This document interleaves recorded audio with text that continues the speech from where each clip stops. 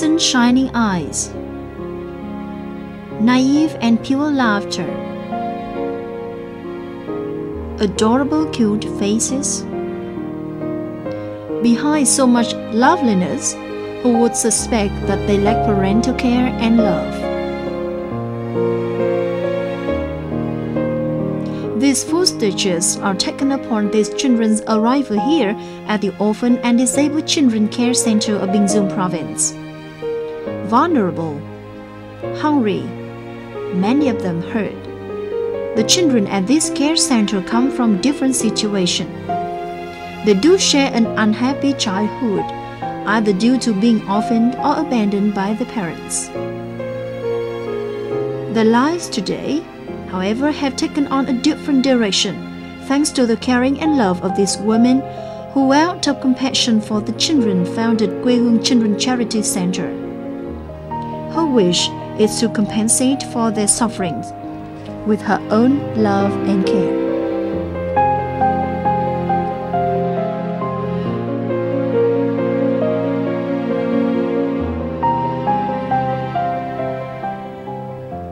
For the past 10 years, Huỳnh Tiểu Hương, the founder of this charity center, has been making an effort to maintain its operations, so the less unfortunate children will be taken care of in the most optimal conditions.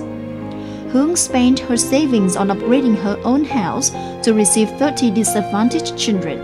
The number increased sharply later on to a present 320. Difficulties piled up, but the petite women soldiers on with determination and sheer love for the kids. Quê Hương Charity Center is today this children's own household. Khi Tiểu Hương lượm các con về thì với Tiểu Hương khó khăn lắm. Vì các con lượm về thì đa số các con 7-8 lạng, 9 lạng 1 ký, hơn 1 ký.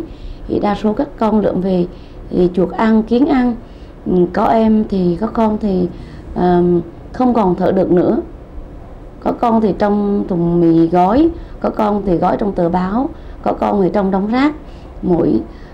Mỗi đứa có một hoàn cảnh. Tại vì Tiểu Hương không có diễn tả hết được những cái cảm xúc của mình và không có diễn đạt được tất cả những gì mà đã trải qua trong cái tâm hồn của Tiểu Hương và trong con mắt của Tiểu Hương. 10 years since discovering these children, her feelings for them have remained unchanged.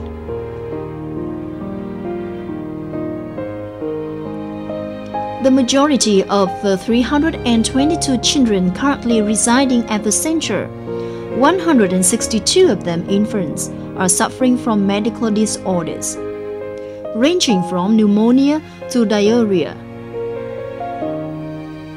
Several are sight impaired. 84 nannies, 58 of them hired from outside and themselves suffering from difficult living conditions, gathered to lend Tiểu Hương a helping hand. Vũ Thị Nho from Nam Định is mother of a disadvantaged child currently under care at the center.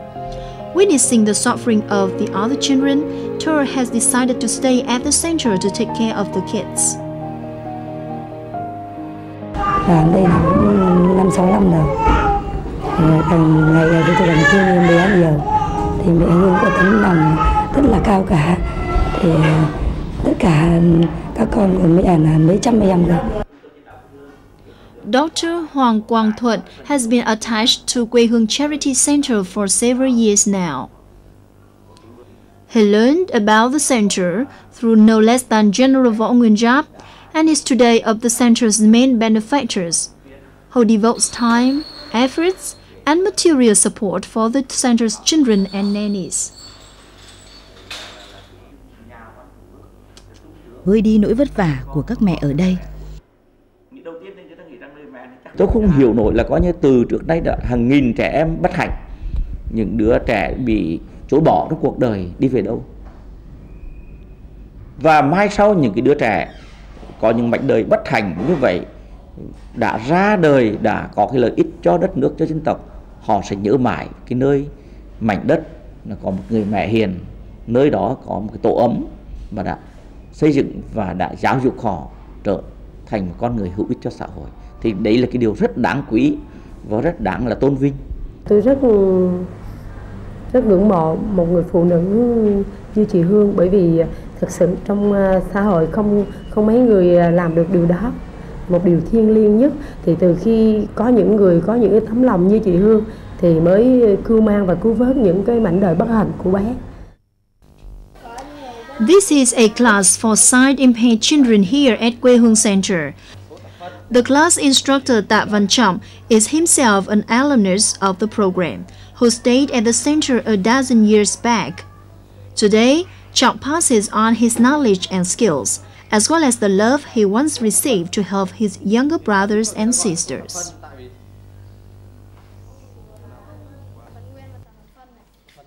Làm thầy với các em ở đây thì nói là thầy thôi, nhưng mà thực sự là cũng là một người anh trong gia đình chị ạ. Cho nên là cũng cảm thấy hạnh phúc lắm. Tại vì ngày trước mình cũng chính là những các em ngồi ở những cái ghế, rồi sau này mình lại đứng lên chỉ lại cho các em, thì tự nhiên mình cảm thấy cái cuộc sống của mình nó có ý nghĩa nhiều lắm chị ạ. Khi em vào trung tâm á, thì mọi cái đối với em rất là lạ, chưa biết một cái gì hết, từ máy vi tính cho đến tất cả mọi công việc đều chưa quen. Thì sau một thời gian nhờ có sự giúp đỡ và động viên của mẹ, thì ban đầu thì mẹ cho em đi học kế toán để về phụ giúp với mẹ về công việc trung tâm và văn phòng. Thì em không có biết nói gì cả, mà em chỉ biết nói lời cảm ơn mẹ. Nhờ mẹ mà em có ngày hôm nay, nhờ mẹ em được đi học, được có một cuộc sống tốt đẹp hơn. Huỳnh Tiểu Hương is quite a human paradox. Who would have suspected such will strength and determination within such a petite frame? Who could believe this fragile-looking lady for the past 10 years has managed to care for hundreds of unfortunate children and dozens of staff members? Compassion and humanity seems to be the only possible answer. Hương herself used to lack parental care and had to wander on the street, opening herself to life's hardships. It is perhaps fate that brought her to these children, whom she regards as her own children despite not having had a child of her own. Sacrificing her youth and personal joys, Hương has transformed the lives of the 4,000 children who have frequented the center for the past 10 years. The sheer number of children Hương has cared for is a source of surprise, even for Hương herself. 1 or 2 kids are already tough to care for a parent. 300 is perhaps unthinkable. To add to the hardship, several of the kids have to live with serious illnesses, some of them with HIV virus. Hương personal possessions and funds are all devoted to maintaining and improving Quê Hương operations. The once run-down building, shelter to the first batch of 30 children, is today a sturdy and comfortable center over a surface of 10,000 square meters. However, this does not mean difficulties have ceased. Despite donations from organizations and entrepreneurs, caring for 320 disadvantaged children remains a burden on Hương. Many have advised her to stop receiving more children for a while. However, Hương says she simply may not stay blind to any suffering she encounters.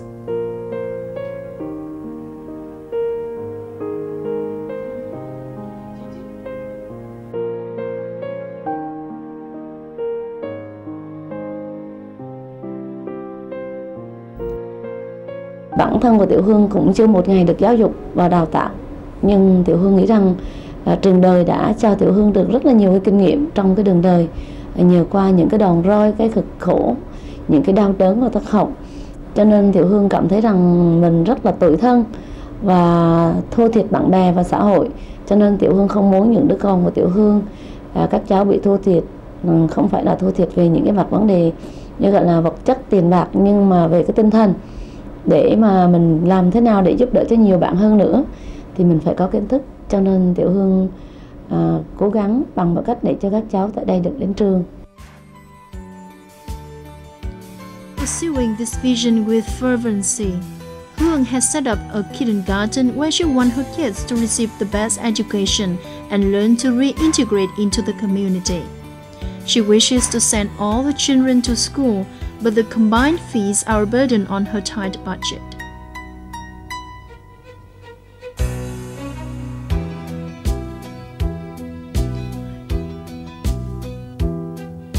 Ten years since its foundation, Quê Hương Charity Center has today received official social recognition and is part of the Vietnam Red Cross. Several domestic and international charity organizations have made visits to the center and learned from its operations. Central and local authorities as well as state leaders have also visited Quê Hương or sent in encouragements for the center to persist in its mission. Still, as the center is keen on expanding, much financial support is needed from the community in order to ensure these children continue cared and a chance to reintegrate into society. Nhận xét thấy là hết sức tốt, góp phần đối với nhà nước của chúng ta trong cái việc mà nuôi dạy, rồi bảo bọc, bảo vệ và chăm lo cho những cái đối tượng này, gánh một cái phần cho nhà nước hết sức lớn. Tiểu Hương cảm ơn xã hội, cảm ơn rất là nhiều. Đặc biệt cảm ơn các con của mình không bỏ rơi Tiểu Hương. Tiểu Hương không cần gì hết ngoài yêu thương. Vì tiền bạc, của cải vật chất, không biết khóc, không biết cười, cũng không biết động viên Tiểu Hương. Nhưng các con là phần thưởng, luôn luôn kêu mẹ ơi. Vì từ nhỏ đến lớn Tiểu Hương rất khao khát hai chữ mẹ ơi. 10 years of operations, the Quê Hương family has witnessed thousands of children being nurtured, cared for, and who are today responsible members of society. Huỳnh Tiểu Hương humane acts have touched countless Vietnamese and international friends. This fragile woman has truly sacrificed her all to bring happiness and a future to these unfortunate children.